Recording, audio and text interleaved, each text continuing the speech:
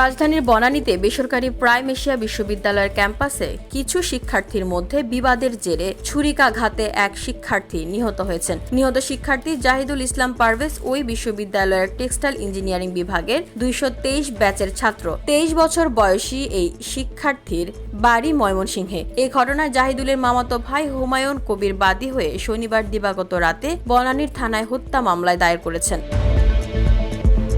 মামলায় prime Asia ইউনিভার্সিটির শিক্ষার্থী ও বহিরাগত সহ 8 জনের নাম উল্লেখ করা হয়েছে। অজ্ঞাত আরও 20 থেকে 30 জনকে আসামি করেছে এই মামলায়। এদিকে শিক্ষার্থী জাহিদুলের নিজ ক্যাম্পাসে হত্যার ঘটনাটি ঝড় তুলেছে সোশ্যাল মিডিয়া ফেসবুকে। এ নিয়ে বিভিন্ন বিশ্ববিদ্যালয়ের শিক্ষার্থী, সচেতন মহল এবং শোবিজ ইন্ডাস্ট্রির তারকারা কথা বলছেন। অনেকেই বলছেন, ঘটনার আগে বহিরাগত 2 মেয়েকে দেখে পারভেজ ও তার কিছু বন্ধু হাসাহাসি করেছিলেন। পরে সেই 2 মেয়ের অভিযোগের ভিত্তিতে হামলা চালানো হয় তাদের উপর।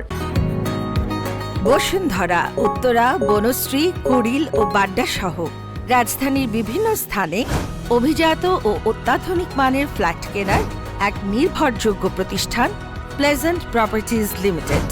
তাই আপনার স্বপ্নের আবাসনের জন্য আজই যোগাযোগ করুন। Pleasant properties limited, where destiny matches eventually.